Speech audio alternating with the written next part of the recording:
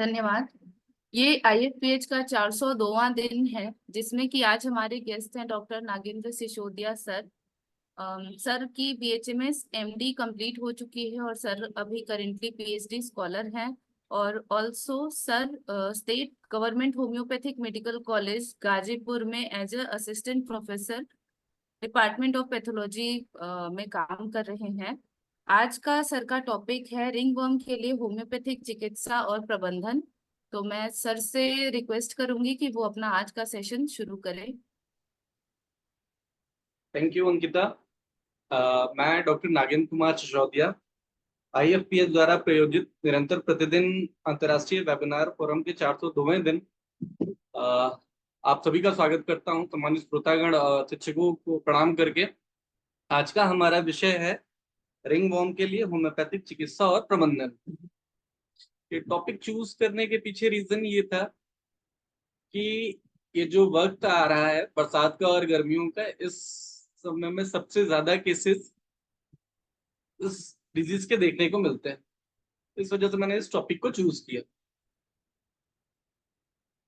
तो स्टार्ट करते हैं। रिंगवर्म इन्फेक्शन, जिसको हम डर्मेटोफाइटोसिस कहते हैं, बहुत कॉमनली होम्योपैथिक क्लिनिक में देखने को मिलता है और उसके साथ में होम्योपैथिक ट्रीटमेंट आज हम देखेंगे। तो सबसे पहले जानते हैं कि ये डर्मेटोफाइटोसिस होता क्या है, रिंगवर्म किसे कहते हैं। हम जितने भी प्रैक्टिशनर्स हैं, मैक्सिमम यहाँ प्रैक्टिशनर्स हैं, कुछ स्टूडेंट्स भी आगे चल करके जुड़ेंगे, तो थोड़ा बहुत लिटरेचर उनके लिए है जो स्टूडेंट्स हैं। बाकी प्रैक्टिशनर्स को बताने की कोई विशेष जरूरत नहीं है, हर आदमी जानता है रिंगवर्म क्या है। रिंगवर्म, जिसको हम डर्मेटोफाइटोसिस भी कहते हैं, ये एक टाइप का रैश है, जो कि फंगल इन्फेक्शन है। जिसमें बेसिकली होता क्या है, हमारे शरीर पे कुछ ईची circular rash with clear skin in middle. कहने का मतलब क्या है कि इस बीमारी में बेसिकली हम देखते हैं कि गोल सर्कुलर पैच होता है, जिसकी वजह से इसका नाम रखा गया है रिंगवर्म। लेकिन खास बात यह है कि इस टाइप की खुजली में किसी टाइप के वर्म का कोई इन्वॉल्वमेंट नहीं रहता, लेकिन फिर भी नाम रखा गया worm. The ring usually start small and then expanded. ये जो रिंग्स हैं, स्टार्टिंग में पहले छोटे छोटे पैचेस में रहते हैं। अगर हमारे बॉडी की इम्यूनिटी कमजोर हो गई है तो आ, तो ये आगे बढ़ सकता है, और या फिर अगर हमारी बॉडी की इम्यूनिटी ठीक है तो ये पैचेस या रैशेस अपने आप धीरे धीरे डिसअपियर हो जाते हैं। खास बात क्या है कि ये जो रिंगवर्म इन्फेक्शन है, ये हाईली कॉन्टेजियस डिजीज, मतलब कि छुआछूत से फैलने वाली बीमारी है। होम्योपैथ फिजिशियन के लिए ये बहुत इंपॉर्टेंट चीज है, जो कि होम्योपैथी से बहुत आसानी से ठीक हो जाती है। लेकिन बाकी पैथीज में जो हमने देखा, हम लोग की क्लिनिक पे अक्सर केसेस आते हैं डर्मेटोफाइटोसिस को ले करके, कि पेशेंट हमारे पास आ रहा है और ये बोलता है कि डॉक्टर साहब, मुझे पिछले 6 महीने से फंगल इन्फेक्शन हो रखा है, या मुझे खुजली है। किसी डॉक्टर ने या किसी डर्मेटोलॉजिस्ट ने मुझे कुछ दवाइयां दी, कोई मलहम दिया, कोई ऑइंटमेंट दिया, हमने उसे लगाया। कुछ दिन तो हमें आराम हुआ, लेकिन फिर उसके बाद फिर से उसी इंटेंसिटी में ये फिर से हमें दोबारा से हमारे शरीर के ऊपर रैशेज आ जाते हैं। तो उस कंडीशन में होम्योपैथी एक बहुत अच्छा विकल्प रहता है उन मरीजों के लिए, क्योंकि यहाँ पर क्या है कि इन्फेक्शन कंप्लीटली सही होता है। अब बात आती है इन्फेक्शियस डिजीज। एक्चुअल में इन्फेक्शियस डिजीज क्या है, ये मॉडर्न वालों के लिए कि इन्फेक्शियस डिजीज की अगर हम डेफिनेशन देखते हैं तो ये बताया जाता है कि जो ह्यूमन है, मनुष्य, वो अपने चारों तरफ से हर वक्त घिरा रहता है बहुत सारे सूक्ष्म परजीवियों, मतलब माइक्रो ऑर्गेनिज्म से हर वक्त घिरा रहता है, लेकिन हर बार वो बीमार नहीं होता है। बीमार होने के पीछे सिर्फ दो कंडीशन होती है, या फिर एक कंडीशन ये है कि किसी वजह से अगर मनुष्य का रोगों से लड़ने की जो क्षमता है, जिसको हम इम्यून सिस्टम कहते हैं, अगर ये किसी वजह से कमजोर हो गया है या फिर खत्म हो गया है। हम आगे की स्लाइड में देखेंगे किन किन वजहों से ये जो डिफेंस मैकेनिज्म है हमारा कमजोर होता है या खत्म होता है। उस वजह में हमको ये इन्फेक्शियस डिजीज हो सकती है। इन्फेक्शियस डिजीज में ये सिर्फ रिंगवर्म नहीं, और भी बहुत सारी बीमारियां हैं। पहली वजह इन्फेक्शियस डिजीज होने की। दूसरी जो खास वजह है कि अगर किसी वजह से ये जो पैथोजन है, जो माइक्रो ऑर्गेनिज्म है, अगर ये एक बैग बहुत ज्यादा अमाउंट में, बहुत ज्यादा ट्राइटेशन में किसी ह्यूमन बॉडी पे अफेक्ट करेंगे, तो उस कंडीशन में भी ह्यूमंस में उस टाइप के लक्षण आएंगे। तो जो लक्षण आएंगे उसको हम इन्फेक्शियस डिजीज कहते हैं, और जिन माइक्रो ऑर्गेनिज्म से वो डिजीज हो रही तो उसको हम उस तरह के कारण से समझेंगे। तो कुछ माइक्रो ऑर्गेनिज्म हैं जो इन्फेक्शन डिजीज प्रोड्यूस करते हैं, उनमें से सामान्यतः हम देखते हैं कि वायरसेस हैं, बैक्टीरिया है, प्रोटोजुआ है, हेलमिंथ है और साथ साथ में फंगस है। अभी से सिर्फ कुछ दशक पहले, मतलब 20-30 साल पहले तक हमने ये देखा था कि जो हमारे सीनियर डॉक्टर होंगे उन्हें ये पता होगा कि पहले के समय में अगर किसी को कोई बैक्टीरियल इन्फेक्शन हो जाता तो वो बड़ा घातक था, उसको हम ठीक नहीं कर पाते थे, हॉस्पिटल्स में पेशेंट एडमिट होता था और कुछ समय के बाद उसका सही ट्रीटमेंट ना होने की वजह से मरीज जो कि जान तक चली जाती थी। लेकिन जैसे जैसे हमारी टेक्नोलॉजी एडवांस हुई, मॉडर्न की मैं बात बोल रहा हूँ, उन्होंने थोड़ा सा बैक्टीरियाज पे अपनी जो रिसर्च किया, एंटीबायोटिक्स का निजात किया, जिसकी वजह से क्या हुआ कि उन्होंने बैक्टीरियल डिजीज पे काफी हद तक रोकथाम कर लिया, जिससे कि अब जो बैक्टीरियल इन्फेक्शन हो रहे हैं, बैक्टीरिया की वजह से जो मौतें होती थी, जो बड़ी बड़ी बीमारियां हो जाती थी, उनको रोक लेते थे। लेकिन आपको जान करके हैरानी हो कि हम ये 20वीं सदी में रह रहे हैं, इतनी मॉडर्न टेक्नोलॉजी हमारे पास है, आज भी जब आईसीयू में किसी पेशेंट को इन्फेक्शन होता है, इन्फेक्शन बेसिकली क्या, बैक्टीरियल हुआ तो वहां एंटीबायोटिक दे देते हैं, ब्रॉड स्पेक्ट्रम एंटीबायोटिक दे देते हैं। लेकिन जब किसी पेशेंट को फंगस हो जाता है, फंगल इन्फेक्शन हो जाता है, जो आईसीयू रिडन है, बेड रिडन पेशेंट है, उन मरीजों को ठीक कर पाना बहुत ही मुश्किल है। तो जो 10 सबसे घातक बीमारियां हैं आईसीयू में होने वाली, उनमें से इसको भी एक स्थान दिया गया है जो कि प्रमुख तौर पे आता है, फंगल डिजीज। तो एक होम्योपैथ के लिए ये जानना बहुत जरूरी है कि इन्फेक्शियस डिजीज है क्या, और ये जो फंगस है वो क्या है। आज हम पूरी तरह से पूरा फंगस ना पढ़ करके, फंगस का जो क्लासिफिकेशन है बहुत बड़ा किंगडम है, इसके लिए एक सेपरेट किंगडम बनाया गया है, जिसमें हम दो टाइप के फंगस पढ़ते हैं। एक तो वो जो स्किन के ऊपर इन्फेक्शन प्रोड्यूस करते हैं, इन्फेक्शन में जो रैसेस प्रोड्यूस करते हैं, जिसके बारे में आपने ऊपर में स्लाइड पर देखा होगा, डर्मेटोफाइटोसिस या रिंगवॉर्म। ये ऐसे फंगस होते हैं जिसको हम डर्मेटोफाइट बोलते हैं, ये स्किन के ऊपर आकर के वही सर्कुलर रैश प्रोड्यूस करेंगे, सिक्के जैसा गोल होगा या ओवल होगा, अंडाकार। पेरीफेरी में छोटे छोटे से दाने होंगे, अंदर में क्लियर रहेगी स्किन, धीरे धीरे करके हिल हो चुकी होती है, पेशेंट को इचिंग होती है, सम टाइम वहां पर स्केलिंग होती है एक्यूट फेज में। क्रॉनिक फेज में थोड़ा सा ये इसका जो रूप होता है विकृत हो जाएगा। ये जो क्लासिकल हमको चीजें देखने को मिलती हैं, जैसा जो लिटरेचर में लिखा है, आप जो स्लाइड्स में देख रहे हैं, वो आपको जब क्लिनिक में पेशेंट आएगा तो देखने को नहीं मिलेगा। सिर्फ ये उसी कंडीशन में देखने को मिल सकता है जब मरीज को तुरंत इन्फेक्शन हुआ, मतलब अगर ये जो इन्फेक्शन है महीने, 2 महीने, 3 महीने का, अगर 2, 4, 5 साल का इन्फेक्शन रहेगा तो हम आसानी से इसको समझ नहीं पाएंगे। तो उसके लिए कुछ और बीमारियां हैं, जैसे कि एटोपिक डर्माटाइटिस, एक्जिमा और सोरियासिस, और भी बहुत सारी बीमारियां जो लगभग मिलती जुलती हैं फंगल इन्फेक्शन से। तो रिंगवॉर्म जो था, रिंगवॉर्म बेसिकली डर्मेटोफाइट की वजह से हो रहा था। जो डर्मेटोफाइट है, इसको हम क्लासिफिकेशन करते हैं इसका मॉर्फोलॉजी के हिसाब से। बेसिकली जो डर्मेटोफाइट होते हैं, ये हाइली सेप्टिक मोल्ड्स होंगे, जिनकी लगभग 100 प्रजातियां अभी तक डिस्क्राइब की जा चुकी हैं जो ह्यूमंस में इंफेक्शन प्रोड्यूस कर रही हैं। इनका जो हमने क्लासिफिकेशन किया है फंगस का, डर्मेटोफाइट का, बेसिकली तीन पार्ट में किया है। वो इनके साइट ऑफ इंफेक्शन और दूसरा इनके मॉर्फोलॉजी के अकॉर्डिंगली का हमने क्लासिफिकेशन कर रखा है, जिसमें से सबसे पहला होगा ट्राइकोफाइटॉन। ट्राइकोफाइटॉन क्या होता है, ये पेंसिल शेपिड फंगस है जो कि बेसिकली इन्फेक्ट करता है हमारे स्किन पे, हेयर रूट्स पे और नेल्स पे। दूसरा टाइप जो है माइक्रोस्पोरम है, ये स्पिंडल शेप होता है, ये इन्फेक्ट करता है हमारी स्किन पे और सिर्फ हेयर्स पे। और तीसरा हो गया एपिडर्मोफाइटॉन, ये क्या होते हैं, क्लब शेपेड होते हैं और ये इन्फेक्ट करते हैं हमारे स्किन और नेल पे। स्लाइड आगे करने से पहले मैं एक खास बात डर्मेटोफाइट के बारे में बताऊं। कुछ स्टूडेंट्स को थोड़ा सा कंफ्यूजन रहता है कि सर ने बोला था कि ये जो फंगल इन्फेक्शन है ये कहीं भी हो सकता है बॉडी में। जी हाँ, बिल्कुल, ये बॉडी के किसी भी हिस्से में हो सकता है, मतलब स्किन के सुपरफिशियल पार्ट में भी हो सकता है और स्किन के डीपर टिश्यू में भी हो सकता है। आज का हमारा जो टाइप जिसको हम डिस्कस कर रहे हैं, हम सिर्फ स्किन के सुपरफिशियल पार्ट पे कर रहे हैं। और ये जो डर्मेटोफाइट है, ये कभी और कभी भी नहीं स्किन को पेनिट्रेट करके डीपर लेयर में कभी नहीं जाता। ये सिर्फ डिजीज जो प्रोड्यूस करता है वो सिर्फ हमारी स्किन के सुपरफिशियल लेयर, जिसको आप एपिडर्मिस बोलते हो, बेसिकली स्ट्रेटम कॉर्नियम और लुसिडियम ही तक प्रोड्यूस करता है। लेकिन जब इसके ऊपर हम दुनिया भर के ऑइंटमेंट और लोशन लगाते हैं, तो ये जो पैथोजन है, जो फंगस है, जो फंगल हाइपा है, ये धीरे धीरे करके हमारे डिपर लेयर तक जाता है, मतलब स्ट्रेटम जर्मिनेटम तक, लेकिन उसके नीचे ये पेनिट्रेट नहीं कर पाता है।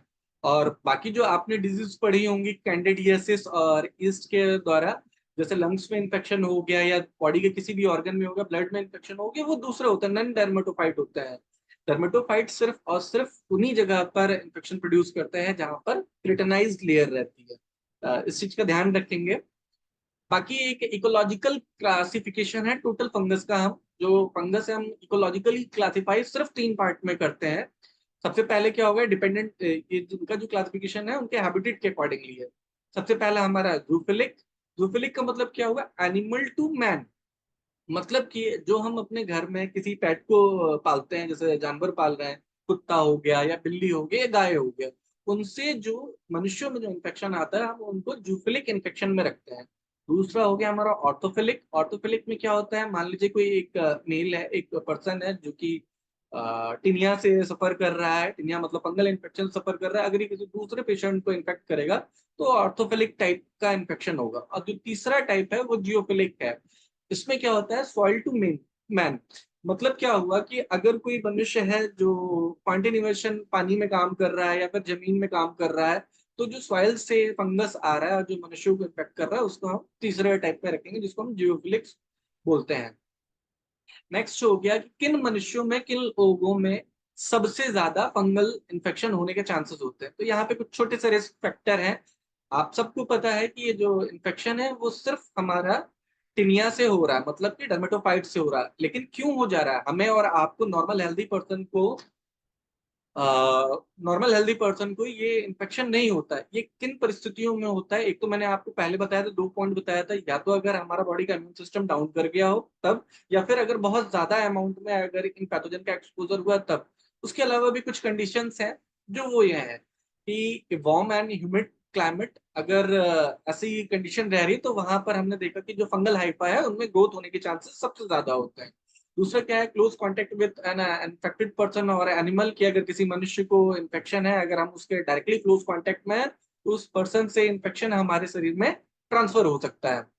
दूसरा क्या है, हॉस्टल्स में अक्सर हमने देखा है जो बच्चे हॉस्टल्स में रहे वहां पर कपड़ों की शेयरिंग करते हैं या बेडिंग की शेयरिंग करते हैं कि कोई पेशेंट है, मान लीजिए किसी पेशेंट को इन्फेक्शन है तो उससे वो उसके बेडिंग पे गया, उसकी क्लॉथ में गया, अगर वहां पर हम शेयर करते हैं बेड को या फिर क्लॉथ को, तो एक पेशेंट से दूसरे पेशेंट में ये इन्फेक्शन ट्रांसमिट होने के चांसेस हो जाते हैं। दूसरा क्या है कि अगर हम कोई ऐसा स्पोर्ट्स में इन्वॉल्व होते हैं जहां पर बहुत स्किन टू स्किन कांटेक्ट होने के चांसेस होते हैं, जैसे रेसलिंग है, तो वहां भी एक पर्सन से दूसरे पर्सन में इन्फेक्शन ये ट्रांसमिट हो सकता है। नेक्स्ट हो गया कि अगर ऐसा कोई पर्सन है जो नायलॉन क्लॉथ पहन रहा है, जो बहुत टाइट क्लॉथिंग यूज कर रहा है, तो ऐसी कंडीशंस में भी फंगल हाइफा की ग्रोथ होने के चांसेस ज्यादा होते हैं। नेक्स्ट पॉइंट है हमारा week immune system. Week immune system, जैसा मैंने आपको बताया था कि अगर किसी वजह से हमारा रोगों से लड़ने की क्षमता अगर कम हो गई है, प्रतिरक्षण क्षमता, तो उस कंडीशन में हमको फंगल इन्फेक्शन होता है। ये कुछ कंडीशंस में है, जैसे कोई ओल्ड एजेड पेशेंट है या कोई इम्यूनो सपरेटिव ड्रग्स खा रहा है, या कोई ऐसा पेशेंट है जो कैंसर से सफर कर रहा है, या ऐसा कोई पेशेंट है जिसका ऑर्गन ट्रांसप्लांट होना है। तो हम उस कंडीशन में देखते हैं कि उन मरीजों की जो रोगों से लड़ने की क्षमता है वो कम हो जाती है। और उस परिस्थिति में जो ह्यूमन बॉडी के चारों तरफ नॉर्मल फॉर्म में पैथोजन रह रहे थे, माइक्रो ऑर्गेनिज्म रह रहे थे, जैसे ही आपकी बॉडी की इम्यूनिटी की कमजोर हो जाएगी, ये बॉडी के ऊपर आकर के इन्फेक्शन प्रोड्यूस करेंगे और दूसरी दूसरी टाइप की बीमारियां प्रोड्यूस करते हैं, डिफरेंट डिफरेंट टाइप की। कुछ ड्रग्स हैं, ये बहुत ही ज्यादा जरूरी है एक होम्योपैथ डॉक्टर के लिए जानना कि कौन कौन सी दवाइयां होती हैं जो फंगल डिजीज प्रोड्यूस करती हैं। बेसिकली ये फंगस प्रोड्यूस नहीं करते, इन दवाइयों की वजह से फंगल इन्फेक्शन हो जाता है। हमने देखा है कि अक्सर क्या होता है कि कई बार छोटे बच्चों में जब लूज मोशन लगते हैं तो बहुत सारे जो क्वैक प्रैक्टिशनर हैं या जिनको मॉडर्न फार्माकोलॉजी पता नहीं, कुछ एंटीबायोटिक्स के नाम जान जाते हैं और छोटे बच्चों को वो एंटी डायरियल ड्रग देना स्टार्ट करते हैं, मतलब अब्यूज ऑफ एंटीबायोटिक्स देना स्टार्ट करेंगे। वो उन्हें पता नहीं कि ये क्यों लूज मोशन होता है। कई बार फिजियोलॉजिकल होता है, डेंटिशन की वजह से होता है, कई बार बहुत सारी वजह होती है, अगर डाइजेशन बच्चे का प्रॉपर नहीं हो पाया तो उसकी वजह से होता है। तो उस कंडीशन में हम बहुत सारी एंटीबायोटिक्स का इस्तेमाल करते हैं। कुछ डॉक्टर्स क्या करते हैं कि अननेसेसरी कुछ स्टेरॉइड का इस्तेमाल करते हैं, तो उसकी वजह से क्या होता है, जो हमारे बॉडी का नॉर्मल फ्लोरा है, जो नॉर्मल में बैक्टीरिया है जिनका हमारे शरीर के अंदर यूजफुल इफेक्ट था, वो खत्म हो जाता है। और खत्म होने की वजह से क्या होगा कि फंगल इन्फेक्शन हमारे बॉडी के अंदर डेवलप होना स्टार्ट कर जाएंगे। नेक्स्ट पॉइंट है डायबिटीज मेलाइटिस।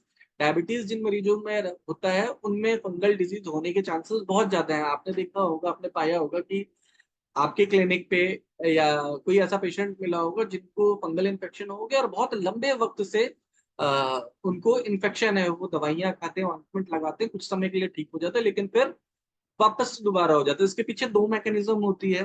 पहला तो क्या कि पेशेंट का डायबिटीज की वजह से ब्लड के अंदर शुगर की मात्रा बढ़ जाती है, जिसकी वजह से ब्लड विस्कस हो जाता है, और विस्कस होने की वजह से जो हमारा इम्यून सिस्टम है, जो इम्यून सेल है, वो स्लो हो जाएंगे और वो इन्फेक्शन के उस साइड पे पहुंचेंगे नहीं और डिफेंस फील करेगा और इन्फेक्शन होगा।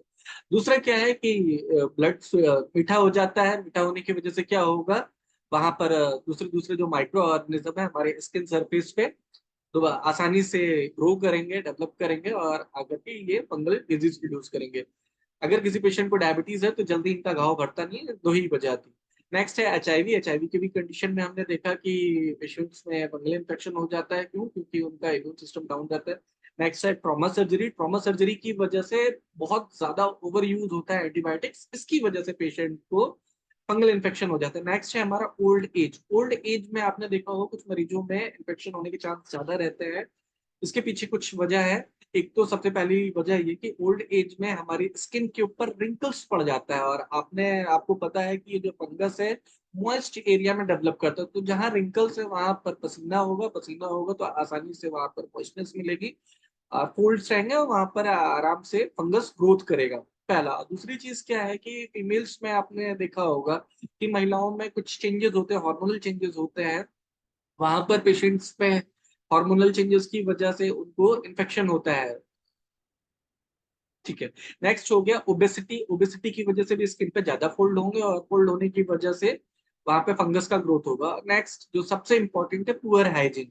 अगर कोई पेशेंट पुअर हाइजीन रख रहा है, साफ सफाई नहीं रख रहा है, क्लीनिंग नहीं कर रहा है, तो बहुत आराम से अपने हॉस्टल्स में देखा होगा कुछ ऐसे स्टूडेंट थे जो एक ही चादर को 15 दिन, महीने, 2 महीने तक चलाते हैं। होता क्या है, गर्मियों में उसी के ऊपर लेटते हैं, पसीना होता है, फंगस ग्रोथ करता है, वो खत्म नहीं होता। अगर हम उसको प्रॉपर वॉश करेंगे, धूप में डालेंगे, तो जो फंगल हाइपा था धीरे धीरे करके खत्म हो जाता है। लेकिन अगर हाइजीन आप मेंटेन नहीं करेंगे तो फंगस एक टाइप का पौधा है जो कि मॉइस्चनेस में और इस टाइप के एनवायरमेंट में अच्छे से फलेगा फूलेगा और हमें कभी भी इस बीमारी से निजात नहीं मिलेगा। धीरे धीरे करके प्रॉब्लम बढ़ती ही जाएगी। नेक्स्ट हो गया clinical type of dermatophyte. Sir, जो डर्मेटो हाँ जी बेटा। सर आपकी स्लाइड्स मूव नहीं हो रही है, प्लीज एक बार स्लाइड शो पे डाल दीजिए। अभी तक वो सेकेंड स्लाइड ही शो हो रही है। ओके। तो जो डर्मेटोफाइटोसिस है, विजिबल है clinical type of dermatophyte? Yes sir, fine. Okay. Clinical type of dermatophyte कहने का मतलब क्या है बेटा? ये जो सॉरी, ये जो स्किन के ऊपर जो इन्फेक्शन हो रहे हैं, इसका यूएस क्लासिफिकेशन जो डर्मेटोलॉजी, उसके हिसाब से हमने शरीर के कहाँ कहाँ पर जो इन्फेक्शन प्रोड्यूस हो रहा है उसके आधार पर हमने इसको क्लासिफाई कर रखा है। इसी वजह से क्लिनिकल टाइप बोला गया है। इसका इम्पोर्टेंस सिर्फ एक होम्योपैथ फिजिशियन के लिए सिर्फ इतना है कि जब हमारे क्लिनिक पे कोई पेशेंट आता है तो हम सिर्फ रिंगवॉर्म ना लिखे कि इस स्किन इरप्शन और जो भी आगे रिपर्टरी के जो वर्ड्स है, सिर्फ वो ना लिख करके अगर हम डायरेक्टली इन पॉइंट्स पे आते हैं तो हमारे प्रिस्क्रिप्शन की सिर्फ खूबसूरती बढ़ती है। बाकी कोई इसका विशेष इंपॉर्टेंस नहीं। ये जो फंगल इन्फेक्शन है ये बॉडी के किन किन हिस्सों पर इफेक्ट कर रहा है उसके आधार पर इसका नाम रखा गया है। तो उसमें से ये कुछ नाम है। टिनिया कैपिटिस, इट मीन्स कि ये जो फंगल इन्फेक्शन है स्काल्प पे हो रहा है। टिनिया कॉर्पोरिस बॉडी में, टिनिया पैडिस फुट में, टिनिया क्रूइस बॉडी में, टिनिया बार्बी फेस पे, टिनिया अंगनम या फिर किसी को ऑन्कोमाइकोसिस बोलते हैं नेल में, और टिनिया मैनम हैंड में, पाम एंड सोल में। तो एक एक करके हम लोग देखते हैं।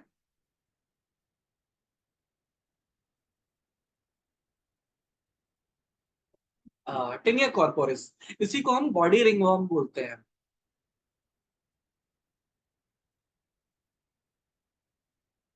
The word tinea means moth eaten. In this condition, जैसे कि मैंने आपको बताया था कि circular ring like region produce होते हैं हमारे बॉडी के किसी भी पार्ट पे। वहां पर क्या होता है, इनिशियल में जो एक्यूट फेज रहेगा हमको देखने को मिलता है कि रिंग लाइक स्ट्रक्चर रहता है, मैक्यूलो पैपुलर रैशेस डेवलप करते हैं पेरीफेरी में। और धीरे धीरे समय के साथ ये हिल होना स्टार्ट हो जाएंगे, तो जो सेंट्रल का पार्ट होगा वो प्लेन हो जाएगा, क्लीन हो जाएगा, लेकिन जो पेरीफेरी पार्ट रहता है उसमें क्लियर मार्जिन, जैसे कि आप डायग्राम्स में देख पा रहे हो, मैंने 3 डायग्राम शो किया है, सब पे क्लियर कट साइन है। ये एक्यूट फेज में आपको इस टाइप का अपीयरेंस देखने को मिलेगा, लेकिन जैसे जैसे करके क्रॉनिसिटी में आएगा यहाँ पर आपको ये क्लासिकल अपीयरेंस देखने को नहीं मिलेगा। ये पूरी तरह से ये एक थिक लेदरी पैच डेवलप हो जाएगा, वहां पर हमको अपना थोड़ा सा क्लिनिकल एक्सपीरियंस के स्टिकिंग के द्वारा हमें समझ में आ जाएगा कि इसको फंगल इन्फेक्शन है या कोई दूसरी बीमारी है।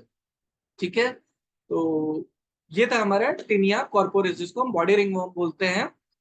खास बात इसकी यही, इसमें बस यही खास चीज है कि ये जो टेनिया है, फंगल इन्फेक्शन है, इसमें ईचिंग सबसे ज्यादा होती है। बाकी जितनी भी अभी हमने डिजीज पढ़ी है तो उसमें सबसे ज्यादा टेनिया कॉर्पोरिस पे ईचिंग होती है, मतलब फंगल इन्फेक्शन में सबसे ज्यादा ईचिंग होती है।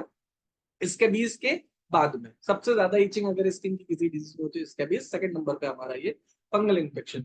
अब बात आती है कि हम इसको डायग्नोस कैसे कर सकते हैं। मैक्सिमम जो डर्मेटोलॉजिस्ट है वो देख करके ही डायग्नोस कर लेते हैं। कई बार क्या होता है कि इसके लिए कोई बहुत खास इन्वेस्टिगेशन नहीं रहता है, वो किसी भी टाइप का फंगल इन्फेक्शन हो, हम विजुअली देख करके, जो स्किन के इन्फेक्शन है देख करके ही पहचान जाते हैं कि पेशेंट को फंगल इन्फेक्शन है। इन केस अगर ये बहुत क्रॉनिक हो गया और हमारा कंफर्म नहीं हो रहा, जो नए नए डॉक्टर्स बनते हैं, जो नए स्टूडेंट्स हैं अभी क्लिनिक में आए हैं, उनके लिए कुछ इन्वेस्टिगेशन इसमें हम क्या करते हैं, स्किन स्क्रैपिंग के लिए रिकमेंड किया जाता है पेशेंट को। उसमें एक छोटा सा प्रोसेस होता है, 10 से लगभग 20% पोटेशियम हाइड्रोक्साइड में हम उसको डिजोल्व करते हैं।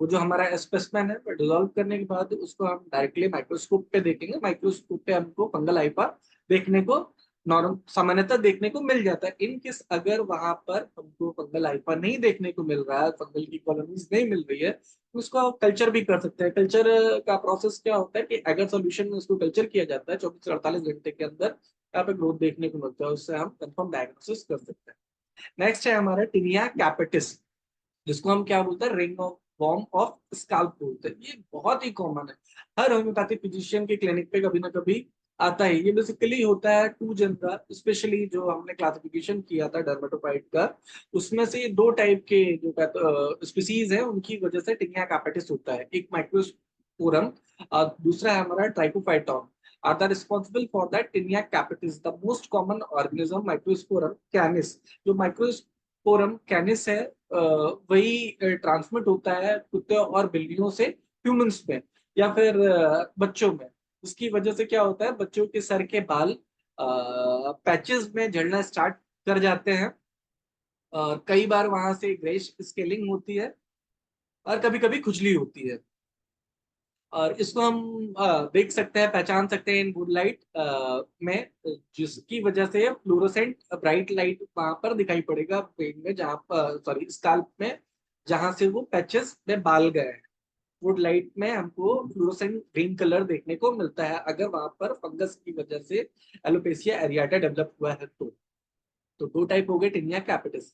नेक्स्ट हो गया हमारा टिनिया क्विश, या इसी को हम धोबी इच या जॉक इच बोलते हैं। डायग्राम में आप देख पा रहे होंगे, it is caused by the Taenia mentophraphites. This is a common in an adult male. It is contacted from the infected clothing or article. जैसे कि हमने रिस्क फैक्टर में बताया था कि अगर किसी पेशेंट को इन्फेक्शन है और उससे ये ट्रांसमिट हो रहा है, उसके क्लॉथ को या फिर हम आर्टिकल्स का उसका यूज कर रहे हैं, तो वहां से पेशेंट में ये इन्फेक्शन ट्रांसमिट हो सकता है एक आदमी से दूसरे आदमी। There is a intense itching, इसमें बहुत ज्यादा खुजली होती है। In the early stage there are maculopapules which are spread to the periphery and red patches are formed। जैसा हमने बताया कि एक्यूट फेज में वही आपको क्लासिकल अपीयरेंस देखने को मिलता है, लेकिन धीरे धीरे करके ये जो क्लासिकल अपीयरेंस है खत्म हो जाता है। The fold of the groin in contact with the scrotum or labia is commonly affected, gradually it is spread behind the perineum or anteriorly on the natal cleft, satellite lesion are the commonly seen। यही बताया गया है कि ये जो infection है ये basically हमको जो जेनाइटल्स के आसपास का एरिया है वहां देखने को मिलता है, और ये इस वजह से मिलता है क्योंकि वहां पे नमी ज्यादा रहती है, तो इस वजह से ये टिनिया क्विज डेवलप करता है। नेक्स्ट है हमारा टिनिया बार्बी। टिनिया बार्बी क्या है, there are the red inflammatory papules, papular vesicles और pustule surrounded with the hair root of the chin, jaw and scalp, oozing and crust forming में occur, the involved hairs are usually shed off। इस condition में वही है कि अगर किसी patient को फंगल इन्फेक्शन हो रखा है और वो किसी इन्फेक्टेड पर्सन का अगर ब्लेड या फिर अस्तुरा का इस्तेमाल करता है तो उससे भी क्या होता है, इन्फेक्शन एक आदमी से दूसरे इंसान में ट्रांसमिट होने के चांसेस होते हैं। इस कंडीशन में क्या होगा कि जैसे आपने स्काल्प में देखा कि वहां से कुछ हेयर्स पैचेस में चले जाते थे इचिंग के साथ में, और स्किन एक्सफोलिएशन स्वेडिंग होती थी, उसी तरह से यहाँ फेस में भी क्या होता है कि जो मेल्स में बियर्ड होती है, दाढ़ी पे जो बाल होते हैं वो सर्कल्स में निकल जाते हैं और वहां पे साथ में इचिंग होती है। नेक्स्ट है हमारा टिनिया अंगुनियम, या इसी को हम ऑन्कोमाइकोसिस बोलते हैं। This is commonly affected the great toe, but other nails are also affected. इसमें बेसिकली हम देखते हैं कि सिर्फ ग्रेड 2 इन्वॉल्व होता है, लेकिन ऐसे हमने कई पेशेंट देखे हैं जिनके पैर की 10 उंगलियां और हाथ की 10 उंगलियां सारी की सारी इन्वॉल्व हो चुकी होती है। लेकिन वो बहुत रेयर कंडीशन में होता है। इनिशियल फेज में आपको वही देखने को मिलेगा कि जो पैर का अंगूठा होता है वहां से डिस्कलरेशन स्टार्ट होता है, जो पैर का अंगूठा होगा रफ हो जाएगा, इरेगुलर हो जाएगा, ब्रिटल हो जाएगा, टूट जाएगा, और क्रिटेनाइज ब्लैक कलर का या फिर येलोइश कलर का क्रिटेनाइज वहां पर डिस्कलरेशन देखने को मिलता है। धीरे धीरे अगर आपने उसका सही समय से इलाज नहीं किया, साफ सफाई नहीं रखी, तो धीरे धीरे करके ये आगे बढ़ेगा, और आगे बढ़ने के साथ में नेल्स को डिफॉर्म कर देता है। तो इसके लिए हमको वही साफ सफाई करनी होगी। बाकी इसका हमको एग्जामिनेशन करने के लिए या तो स्किन स्क्रैपिंग करेंगे। स्किन स्क्रैपिंग यहाँ पे कर नहीं सकते नेल में, तो हम क्या करेंगे, नेल बेड से जो भी वेस्ट मटेरियल था, जो डस्ट थी, उसको स्क्रैप करेंगे, और स्क्रैप करके वही नॉर्मल जो प्रोसेस में हमने बताया माइक्रोस्कोप पे देखेंगे या फिर उसका कल्चर करेंगे, तो हमको प्रॉपर डर्मेटोफाइट देखने को मिल जाएगा। नेक्स्ट है tinea pedis, commonest organism causing the tinea pedis. ये जो टिनिया पैडिस है ये ट्राइकोफाइटॉन रोगन की वजह से होने वाला इंफेक्शन है। The sole of the foot और the cleft between the toes are affected. आप देखेंगे कि ये बहुत कॉमन डिजीज है, जैसा अभी हमने बताया डायबिटिक पेशेंट में आप देखते हैं कि सबसे पहले इन्फेक्शन यहीं से स्टार्ट होता है, इन बिटवीन फिंगर्स से पहले डिस्कलरेशन होगा, इचिंग स्टार्ट होगी, फिर धीरे धीरे करके स्प्रेड करता हुआ आगे की तरफ बढ़ेगा। Sometimes vesicles are formed which gradually disconnect, but in some cases, fissuring and maceration of the skin occur usually in cleft between the toes. The infection is contact from the bathroom or urinals। ये जो infection है ये transmit होता है कि जो infected bathroom है या जो यूरिनल्स है, अगर वहां हम जाते हैं बिना चप्पल पहने हुए तो इन्फेक्शन हमारे पैरों में लग जाता है और डिजीज प्रोड्यूस करता है। नेक्स्ट है हमारा टिनिया मैनम। उसमें क्या होता है, हमारा पाम इन्वॉल्व होता है। बेसिकली कितनी जो भी हमारे फंगल इन्फेक्शन हैं ये एसिमेट्रिकल होता है, यूनिलेटरल साइड में हो, कोई जरूरी नहीं जैसे आप जो दूसरी स्किन की डिजीजेज है लाइक एक्जिमा और चीजें वो सिमेट्रिकल होंगे, मतलब दोनों साइड होंगी। ये जो इन्फेक्शन है टिनिया, टिनिया का कोई भी, ये जरूरी नहीं है कि शरीर के दोनों हिस्सों पर हो। ये ज्यादातर शरीर के किसी एक हिस्से पे होता है, एक सिंगल पैच हो सकता है या फिर मल्टीपल पैचेस होंगे। बाकी वही है, ड्राई पाउडरी स्केलिंग डेवलप। किसी भी टाइप के इन्फेक्शन में, टिनिया के इन्फेक्शन में सर्कुलर पैच होगा और साथ साथ में वहां पर स्केलिंग होगी। किसी इन्फेक्शन में थोड़ी छोटी स्केलिंग होती है, किसी में थोड़ी बड़ी होती है। बहुत बड़ी स्केलिंग होगी तो वो हमारा डर्मेटोफाइटोसिस ना होकर के वो दूसरी बीमारी हो जाएगी, जैसे सोरियासिस। अब बात आती है होम्योपैथिक मैनेजमेंट कि अभी तो हमने ये पढ़ा कि डर्मेटोफाइट है क्या, डर्मेटोफाइटोसिस क्या है, कितने टाइप का होता है। नेक्स्ट है कि अब हम इसका होम्योपैथिक मैनेजमेंट कैसे कर सकते हैं। ये बहुत जरूरी है। Therapeutic tip for fungal infection homoeopathically. कई बार क्या होता है कि हमारे क्लिनिक पे कोई पेशेंट आता है जिसका हम ट्रीटमेंट करना स्टार्ट करते हैं, हो सकता है कि उसको फंगल इन्फेक्शन नहीं है, वो कोई चेस्ट डिजीज से सफर कर रहा है, रेस्पिरेटरी डिसऑर्डर से सफर कर रहा है, सांस की बीमारी से सफर कर रहा है, ज्वाइंट की बीमारी से सफर कर रहा है, और हमने उसका कॉन्स्टिट्यूशनल ट्रीटमेंट स्टार्ट किया और उस दौरान मरीज में कुछ स्किन पे इरप्शंस आ जाते हैं, फंगल लाइक ग्रोथ आ जाती है। जैसा कि अभी हमने पढ़ा कि जो फंगल इन्फेक्शन है वो फंगल हाइफा की वजह से हो रहा है। और ये जो फंगल हाइफा है कि अगर बहुत ज्यादा आपने ऑइंटमेंट इस्तेमाल किया है तो वो डिपर लेयर में चला जाता है। जब होम्योपैथिकली हम कॉन्स्टिट्यूशनल ट्रीटमेंट करते हैं तो कई बार क्या होता है, मरीजों को स्किन की प्रॉब्लम फिर से बाहर आ जाती। तो उस कंडीशन में जो नए नए होम्योपैथ है, तो आप जैसे एक्सपीरियंस डॉक्टर्स हैं, उन्हें बहुत अच्छे से पता है कि क्या करना चाहिए और क्या नहीं करना चाहिए। हमारे जैसे जो नए नए होम्योपैथ थे, उनको समझ में नहीं आता था। हमने ट्रीटमेंट स्टार्ट किया और ये स्किन की प्रॉब्लम आ जाती थी, अब हम उस ट्रीटमेंट को छोड़ करके स्किन की ट्रीटमेंट करना स्टार्ट करते थे। कुछ भाग करके एलोपैथ के पास चले जाते थे कि कहते थे कि डॉक्टर साहब हम तो आपके पास सांस का इलाज करा रहे थे, स्किन की प्रॉब्लम स्टार्ट हुई तो हमने क्या किया कि क्वाड्रीडर्म या कोई ऐसा लोशन लगा लिया जो उसको ठीक कर देता है, जो कि निहायत ही गलत है। हमको ना होम्योपैथ ना एलोपैथ यहाँ पे ट्रीटमेंट की जरूरत नहीं होती। सिर्फ जो हमने दवा दी है उसकी पोटेंसी या डोज को हमें देखना होता है, या फिर उससे रिलेटेड जो मेडिसिन होगी उसको देखा जाएगा। ये बहुत जरूरी चीज होता है जो नए होम्योपैथ फिजिशियंस हैं उनके लिए, कि क्या करना चाहिए अगर आप पहले से ट्रीटमेंट कर रहे हैं और हिस्ट्री अगर पेशेंट में रही है कि फंगल इन्फेक्शन था तो सप्रेस्ड हो गया था। नेक्स्ट है नेचुरोपैथिक। नेचुरोपैथिक में सिर्फ हम देखेंगे नेचुरोपैथिक में क्या ट्रीटमेंट करता है, यहाँ पर क्या किया जाता था या क्या करता है जो नेचुरोपैथिक से ट्रीटमेंट करते हैं। इसमें क्या करते हैं, जो व्हाइट विनेगर रहता है उससे या तो उससे वॉश करेंगे, या फिर अगर किसी पेशेंट को कहीं पर इन्फेक्शन होगा तो उससे धुलेंगे। अगर पैरों में इन्फेक्शन है तो उसके सॉक्स को विनेगर में काफी देर तक सोक करेंगे, भिगो करके रखेंगे, और उसको धूप में सुखाने के बाद में पेशेंट को बोल दिया जाता है कि आप इसको घंटों तक पहनिए। इसकी वजह से क्या होता है, जो विनेगर है उसमें जो फंगल हाइपा का डेवलपमेंट हो रहा था वो प्रॉपर हो नहीं पाता है, जिसकी वजह से उसकी ग्रोथ रुक जाती है। दूसरा जो ट्रेडिशनल उनके वहाँ ट्रीटमेंट है नेचुरोपैथी में, वो कॉड लीवर ऑयल का इस्तेमाल करते हैं, जिसको हम लोग ओलियम जैक बोलते हैं। ये रिंगवर्म के लिए ट्रेडिशनली यूज करते हैं नेचुरोपैथी में। तीसरी जो सबसे इंपॉर्टेंट चीज है, जो कुछ होम्योपैथ या कुछ आयुर्वेद वाले मना करते हैं, कि अगर आपके क्लिनिक कोई पेशेंट आ रहा है जिसको फंगल इन्फेक्शन हो गया, उसको हम लोग क्या कहते हैं, एंटी कैंडिडा डाइट के लिए रिकमेंड करते हैं। कि मतलब बोलते हैं कि जो फर्मेंटेड डाइट है उनसे बचे। वो फर्मेंटेड डाइट जैसे ब्रेड हो सकता है हमारा, बियर हो सकता है, वाइन हो सकती है। अगर इससे बचने के लिए हम बोलते हैं तो आपका ट्रीटमेंट थोड़ा आसान हो जाता है। ये हमारा नेचुरोपैथिक का। एलोपैथी हमें देखना नहीं, लेकिन बस जानकारी के लिए थोड़ा सा जानना होता है कि एलोपैथी में क्या क्या ट्रीटमेंट है। जो एंटी फंगल दवाइयां हैं उनका हम इस्तेमाल करते हैं फंगल डिजीज में। बहुत फ्रूटफुल रिजल्ट नहीं मिलता। जो सीनियर डॉक्टर्स बैठे होंगे उनको पता होगा कि एलोपैथी में बहुत दवाइयां खा करके आते, 6 महीने, साल, 2 साल, 5 साल, 10 साल तक दवाई खाते हैं, होता है गायब हो जाता है, होता है गायब हो जाता है। आपके पास आते हैं 2 महीने 3 महीने इलाज कराते हैं और परमानेंटली खत्म हो जाता है।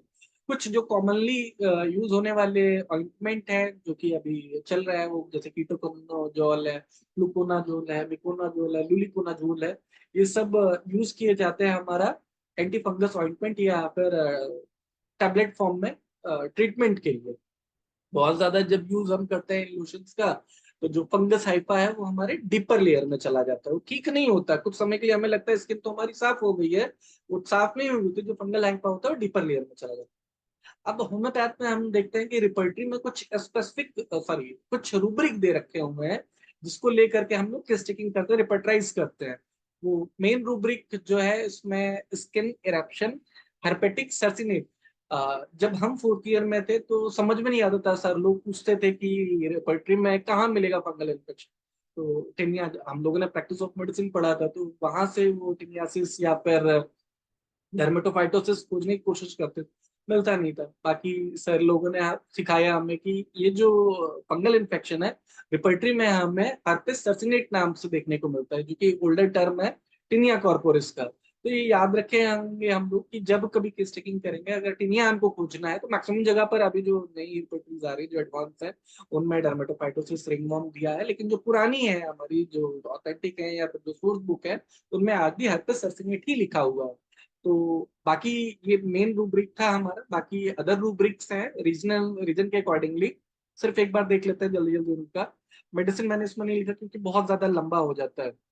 नेक्स्ट है हमारा rubric head eruption, herpes circinate. Next, head में हेयर फॉलिंग आउट स्पॉट, जिसको हम लोग एलोपेसिया एरियाटा बोलते हैं, बहुत ही इंपॉर्टेंट रूब्रिक है। नेक्स्ट है हमारा face eruption, herpes circinate, face eruption, ringworm. Abdomen में जाएंगे हम, abdomen eruption, herpes ringworm. Chest में है chest eruption, sternum, herpes circinate. Extremities में जाएंगे, एक्सट्रीमिटीज में डिफरेंट डिफरेंट पार्ट में ये दिया हुआ है। मान लीजिए हाथ में अगर हो गया, जैसे कि अभी हम लोगों ने रीजन के अकॉर्डिंगली क्लासिफाई किया था, कहीं क्रूइज था, कहीं पेडिस था, कहीं एंगुनम था। कैपिटस था वो सिर्फ रीजन के अकॉर्डिंगली था, वो हम लोग कहाँ खोजेंगे, रिपर्टरी में खोजेंगे, जिस पार्ट की प्रॉब्लम होगी वहां पर हमको ये रूब्रिक मिल जाएगा। एक्सट्रीमिटीज में क्रैक्ड स्किन, फिर नेक्स्ट है skin, cracked skin toe between, extremities में इरप्शन, रिंगवर्म, ऐसे करके सारे हैं। इनको डिस्कस करने की जरूरत नहीं है, अगर आपको स्क्रीनशॉट करना है तो आप कर सकते हैं। बाकी रिपर्टरी में सब कुछ मिल जाता है आसानी से, इन पे बहुत लंबा टाइम मैं नहीं लूंगा। आह, आगे चलते हैं। कुछ होम्योपैथिक मेडिसिन हैं, जितने भी हमने रूब्रिक देखे हैं इनमें जितने भी रूब्रिक और सब रूब्रिक देखा उसमें जो सबसे कॉमन मेडिसिन आ रही थी वो हमने देखी है, जो कि हमारी प्रैक्टिस में बहुत इंपॉर्टेंट रोल प्ले करती है। मैं बिल्कुल ये नहीं कह रहा हूँ कि सिर्फ इन दवाइयों से हम रिंगवॉर्म ठीक कर सकते हैं। जितने हमने रूब्रिक देखे उनमें जो सबसे ज्यादा बार रिपीट होने वाली दवाइयां हैं वो 8-10 मेडिसिन जिनको हमने देखा और इन पे क्लिनिक पे हमने इस्तेमाल भी किया, अच्छे रिजल्ट मिले। लेकिन सिर्फ इनको रिंगवॉर्म देख करके देने की जरूरत नहीं है, बाकी अगर लक्षण भी मिलते हैं अगर इन दवाइयों से तो ही हम देंगे। तो उसमें जो सबसे पहले जो ग्रेड पे आती है वो हमारी सीपिया ऑफिसिनेलिस है। इस कंडीशन में हम सीपिया ऑफिसिनेलिस को दे सकते हैं। The most important remedy for tinea or any skin condition with scaly and rounded patches।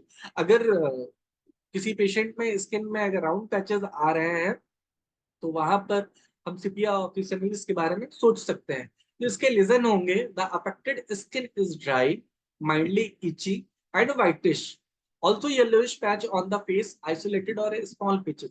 Patches इसमें क्या होता है, जो पैचेस होंगे वो बेसिकली हमको सफेद रंग के देखने को मिलेंगे, लेकिन सिर्फ ऐसा नहीं है ये सफेद ही होंगे। कई बार अगर पीले रंग के भी हल्के पैचेस देखने को मिल रहे हैं तो वहां पर हमें सिपिया के बारे में सोचने की जरूरत है। लोकेशन बेसिकली ये जो स्किन के इरप्शन है सीपीआई कंडीशन में हमको देखने को मिलते हैं फेस पे, चेहरे के आसपास, मुंह के आसपास, स्पेशली लोअर लिप में, हेड में और स्काल्प में। जो सीपीआई की प्रॉब्लम्स होती है वो बढ़ जाती है ओपन एयर में और कोल्ड वॉशरूम में। पेशेंट कहती है कि अगर मैं ठंडी हवा में जा रही हूँ में बैठ रही हूँ तो मेरी खुजली बढ़ गई है, या फिर अगर मैं ठंडे पानी से उसको धो रही हूँ तो मेरी खुजली बढ़ गई है।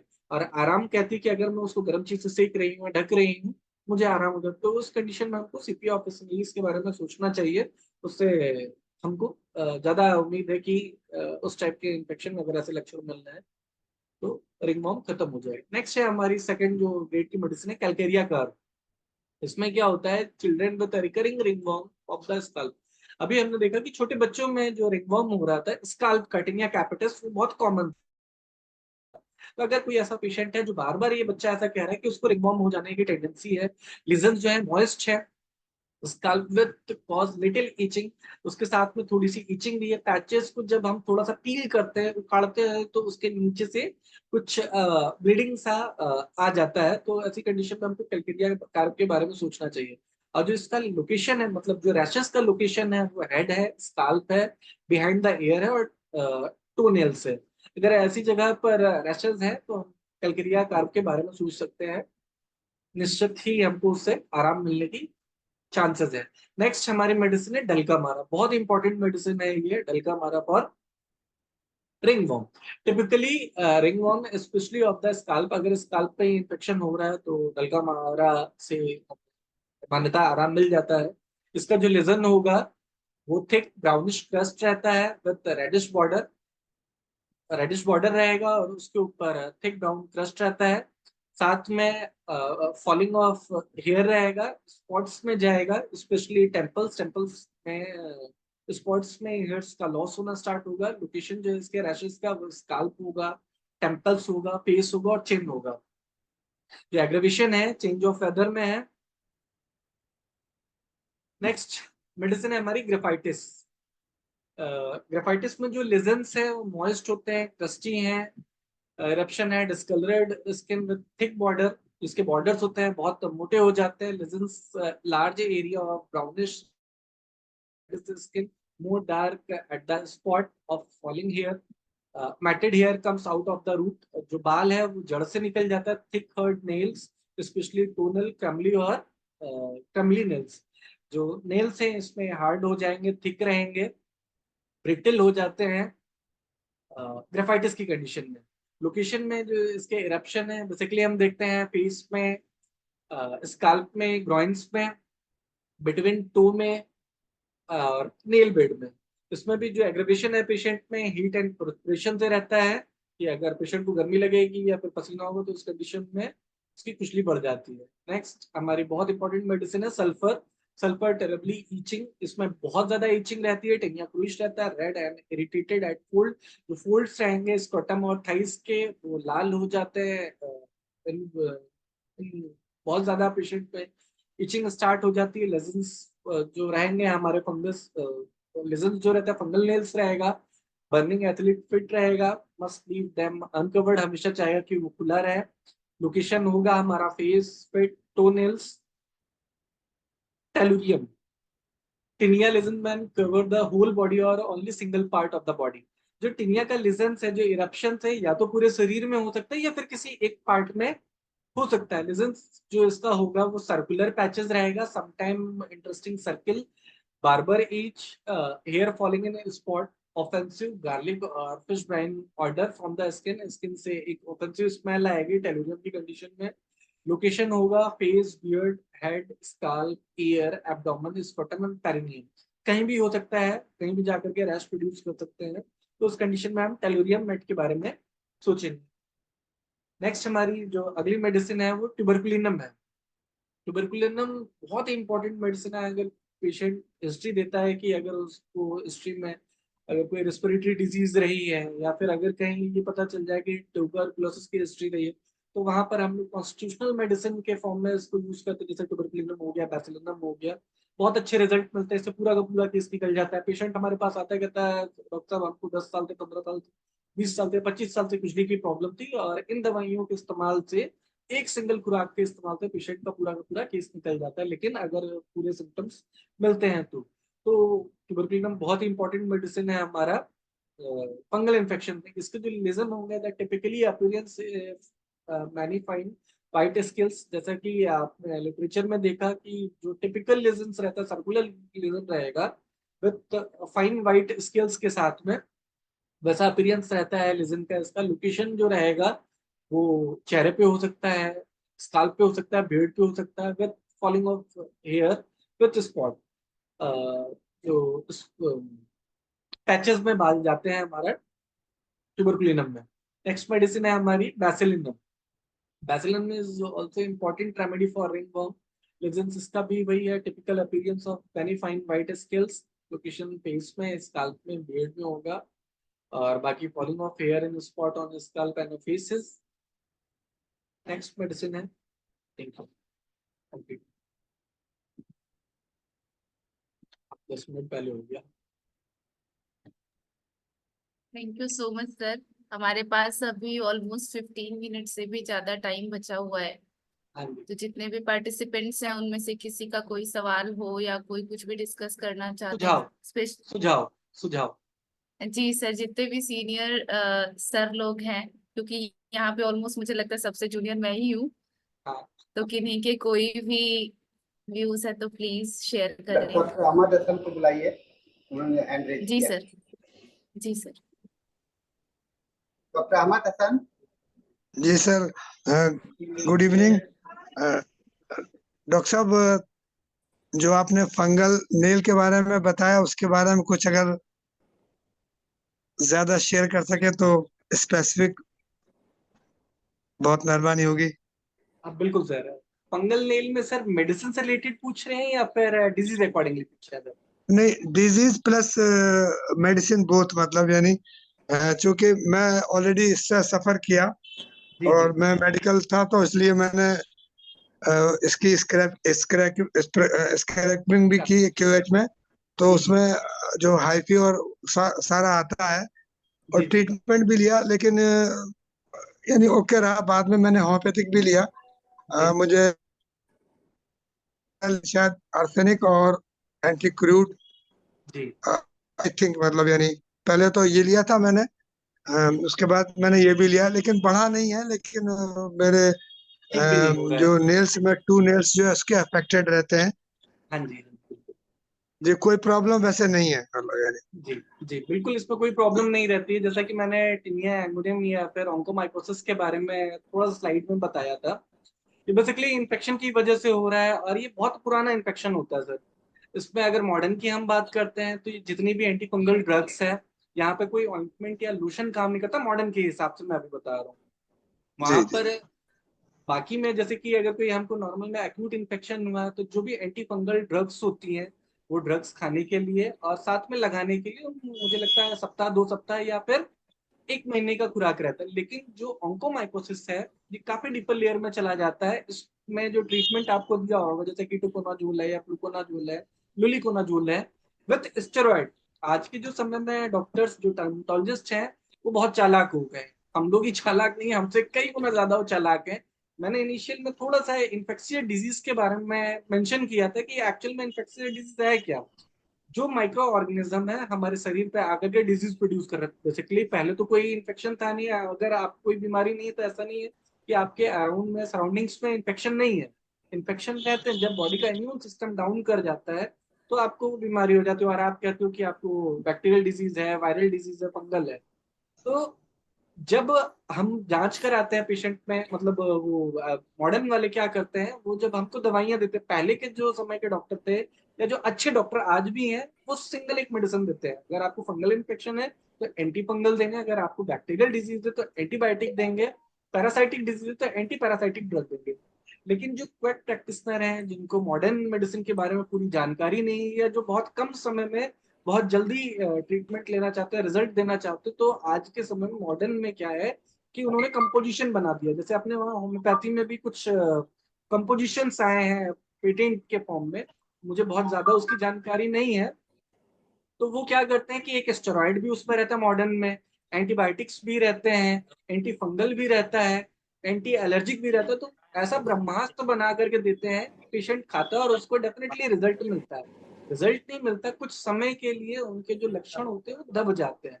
अब रही बात सर आपकी, तो आपने, मुझे उम्मीद है कि काफी लंबे वक्त तक एलोपैथ भी खाया होगा और होम्योपैथ भी खाया होगा।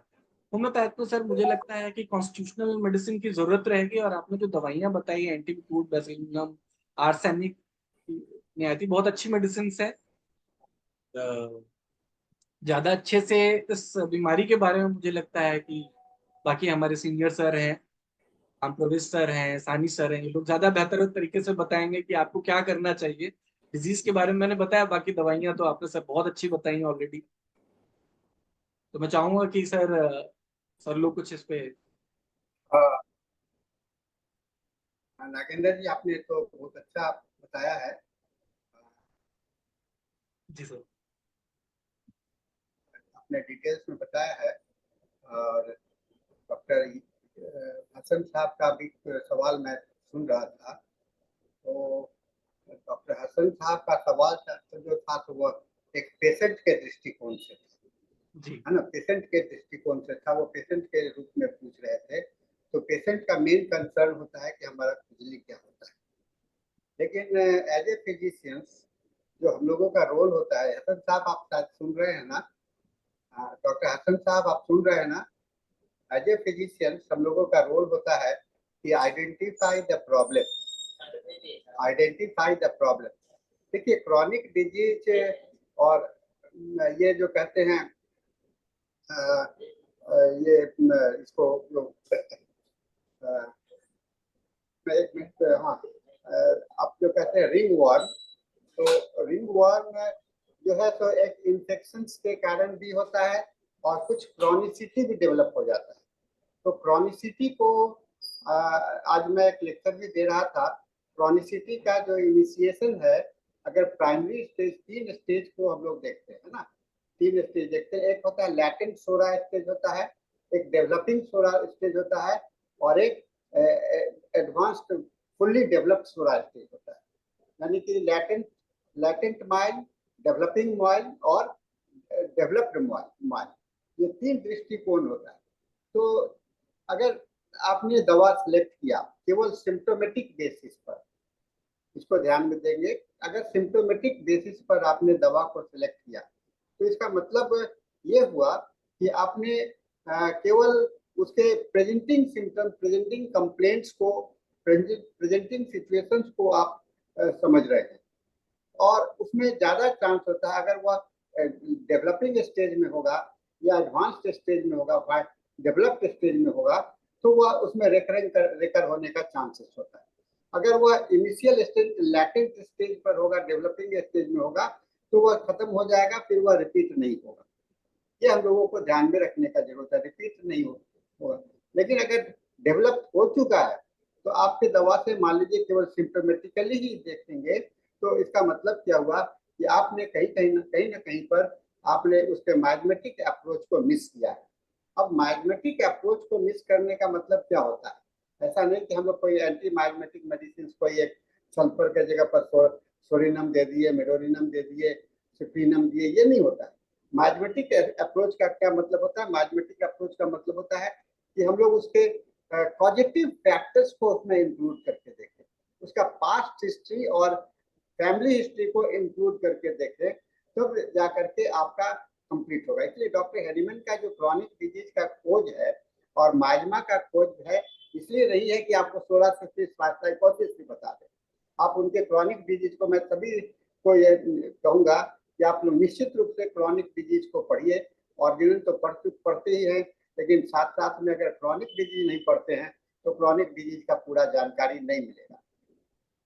तो इसको हमेशा ध्यान में रखना पड़ेगा कि हम लोग क्रॉनिसिटी का किस लेवल पर है। और ये अगर वो आप जैसा अब आइए हम लोग स्किन के विषय में बात कर लें। जैसा कि रिंगवर्म आज का टॉपिक है, तो रिंगवर्म है, और रिंगवर्म का एक और एक उसके पहले आप स्केबिज भी देखते हैं, माइल्ड इरप्शंस भी देखते हैं, फिर सोरियासिस भी देखते हैं, है ना। तो ये क्या है? जब रिंगवर्म का स्टेज आ गया, तो वह रिपीटेड होता है, करीब करीब स्थायी हो जाता है, ऐसा सभी लोगों ने अनुभव किया है। लेकिन अगर स्केबिज है, वो आया चला गया, और हो सकता है कि बिना दवा के भी चला जाता है, तो ये आपका सेल्फ हीलिंग भी हो जाता है। लेकिन जब रिंगवर्म का स्टेज होता है, जो रिंगवर्म हम लोग नॉमेनक्लेचर दिए हैं, और नॉमेनक्लेचर से इलाज करना बड़ा डिफिकल्ट होता है ना। होम्योपैथी में ये मान के चलिएगा कि ये रिंगवर्म है।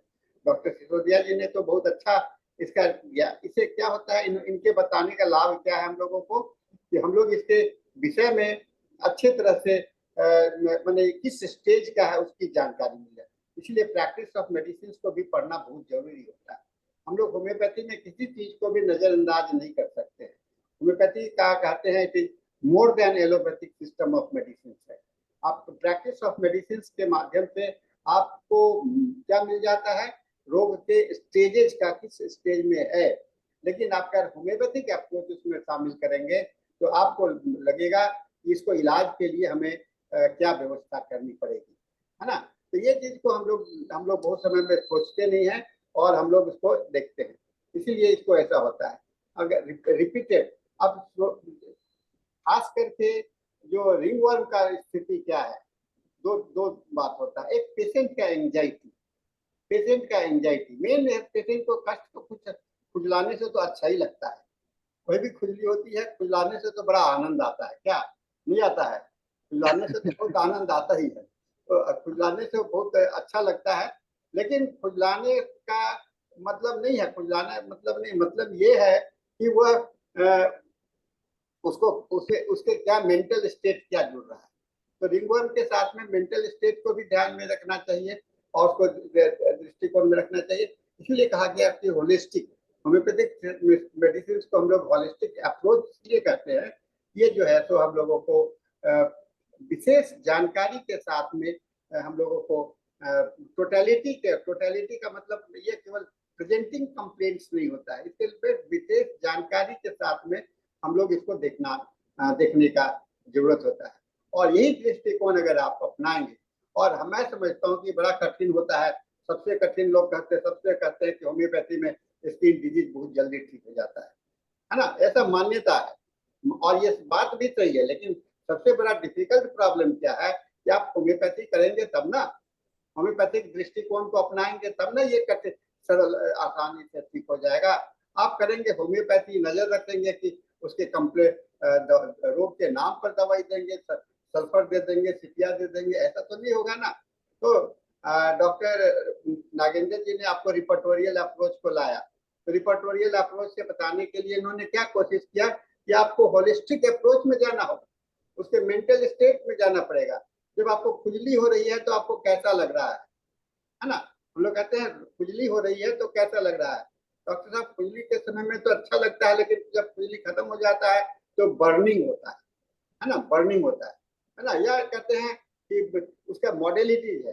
तो सभी चीज को अगर ध्यान में रखें, आप भूल जाइए कि आपको रिंगवर्म है ना? मैं कहता हूँ कि आप रोगी तो नहीं भूलेगा, लेकिन आप भूल जाइए कि वो उसको रिंगवर्म है ना? आप डायग्नोसिस कर लिए कि यह रिंगवर्म है, लेकिन आप उसको भूल जाइए कि यह रिंगवर्म है, और आप उसको एक साधारण एक इरप्शन मानिए। अब उस इरप्शन में क्या क्या हो सकता है? उस इरप्शन का जो इसका जो प्रेजेंटिंग फीचर हो सकता है, उसके साथ में मॉडलिटी हो सकता है, उसके साथ में सेंसेशन हो सकता है, और उसके साथ में सबसे बड़ी बात क्या है? Mental accompanying symptoms. Mental accompanying symptoms ये है। फिजिकल अकम्पनिंग सिम्टम्स की बात तो सभी करते हैं, लेकिन मेंटल अकम्पनिंग सिम्टम्स की बात कम लोग करते हैं। और मैं कहता हूं कि शरीर का, हम लोग के जीवन का दो दर्पण होता है। कौन दर्पण है? एक माइंड हम लोग का एक विंडो है, और दूसरा जो सभी के नजर में आता है और तुरंत नजर आता है वह स्किन होता है। ठीक है ना? माइंड एंड स्किन, ये कहते हैं mind the mental window and skin the physical window. ठीक है ना? स्किन क्या है? चमड़ा क्या है? आपका फिजिकल विंडो। तो लोग का नजर सोचते हैं कि मन की बात को तो हम छिपा लेंगे, मन की बात को छिपाने में कोशिश भी करते हैं, लेकिन छिपता नहीं है। मन में आप बात कोई रखो तो उसके चेहरे पर अगर देखने वाला हो तो वो पहचान लेता है, लेकिन शरीर को छिपाने के लिए मुश्किल होता है। इसीलिए शरीर के रिएक्शंस के पर पेशेंट का ध्यान ज्यादा होता है ना? माइंड वहां पर ज्यादा होता है। इसीलिए स्किन के डिजीज में, कोई भी स्किन का डिजीज हो, मैं कहता हूं कि सोरियासिस को तक में अगर आप बिना मेंटल सिम्टम्स को लिए हुए, बिना मेंटल सिम्टम्स को इंक्लूड किए हुए अगर आप ट्रीटमेंट करते हो, तो आपको जो है तो वह कभी भी रिएक्शंस कभी भी नहीं ठीक होगा। रिंगवर्म को भी अगर आप मेंटल सिम्टम्स को लेकर के नहीं चलते हैं, मेंटल लाइफ सिचुएशंस को लेकर के नहीं चलते हैं, तो वह कभी भी आपका वह सिचुएशन आपके लाइफ से वह खत्म नहीं हो सकता है। ये बहुत जरूरी है इस रिंगवर्म को समझने के लिए। और नागेंद्र जी बहुत अच्छे प्रैक्टिस ऑफ मेडिसिन के टीचर भी हैं। मैं इनको स्टूडेंट लाइफ से जानता हूँ, BHMS फिर MD इन्होंने किया, और हम लोग के ये स्टूडेंट रह करके भी, स्टूडेंट के रूप में भी ये लड़कों लोगों को पढ़ाया करते थे, है ना? तो कॉलेज में भी मैंने इनको देख के पढ़ाते हुए, तो इनकी रुचि भी है, और ये काफी मेडिकल साइंस से काफी काफी इसमें अभी इनको रहती, इसलिए मैं इनको बार बार बुलाता हूँ, क्योंकि यंग जनरेशन लोग अगर इस तरह से सोचने लगेंगे तो उनको होम्योपैथी का विकास हो सकता है। ये हम लोगों का मेन उद्देश्य होता है। और हम लोगों के international forum for promotion of homeopathy का भी मेन उद्देश्य क्या है कि हम न्यू कमर्स को भी प्रमोट करें, हम सीनियर मोस्ट लोगों की बात सुने, और सभी का एक मिला जुला एक शेयरिंग अप्रोच हम लोगों का बहुत इंपॉर्टेंट होता है। इस शेयरिंग अप्रोच को हम लोग को रखना पड़ेगा। और हम लोग सीखने के लिए यहाँ आए हैं। हम लोग कोई भी पेट से सीख करके कुछ नहीं आते हैं। मैं भी बहुत कुछ सीखता हूँ। मैं इस फोरम में पिछले जब से मैं जुड़ा हूँ, ये हिंदी सेशन तो हम लोग का एक डेढ़ साल ही हो रहा है, लेकिन इसके पहले से मैं इसमें साथ में सुन रहा हूँ। तो मैं इसमें समझता हूँ कि चलिए मेरे लिए एक तो डेली का क्लास हो गया, है ना? इसमें राम प्रवेश जी को भी डेली का क्लास लगता है। कुछ लोग को इसका चस्का लग जाता है, तो वो लोग इसको छोड़ नहीं सकते हैं। ये एक बहुत बड़ा चीज है जो कि हम लोगों को सोच अध्ययन करना चाहिए। हम इसमें केवल सुनने के लिए नहीं आते हैं, हम लोग सीखने के लिए आते हैं, और सीखने की अभिरुचि हम लोगों के अंदर में होता है। तो हम लोगों के साथ में हो गया। मेरा लंबा बहुत भाषण हो गया, और इसके साथ में 8 भी बज चलिए गया। सर, और अंकिता जी, बहुत बहुत धन्यवाद सर, कम से कम नाम तो लिए। अब अंकिता जी को बोलने दीजिए। अब अंकिता जी का समय आ गया थोड़ा करने। थोड़ा सा बोल लेते हैं। हमारे ठीक है नागेंद्र सिसोदिया जी बहुत अच्छा प्रेजेंटेशन किए हैं, और ठीक है माइक सर। पर आप कितना वो बोलने एक का ही जरूरत नहीं शब्द है है इनका। सर, ममता दादू कंडू हरसाई, हरस विषाद ग्रह बहुताई। सुनिए सर, आप बंद कीजिए, हम लोग का टाइम आप हो रहा है। अच्छा ठीक है सर। हाँ, Ankita ji you start. Thank Ankita you ji. So much sir. जी sir. Thank you so much sir. आज का आपका क्लास बहुत ही अच्छा था। और मैं आपसे रिक्वेस्ट करूंगी कि आप ऐसे ही हमारे IFPH के प्लेटफॉर्म पे आते रहें और ऐसे डिफरेंट टॉपिक्स हमें पढ़ाते रहें। और अब हमारे इंग्लिश सेशन का टाइम हो रहा है 8 बजे से 9 बजे तक, जो कि होस्ट करेंगे धनेश सर, और वो ज्वाइन कर चुके हैं। Over to you sir.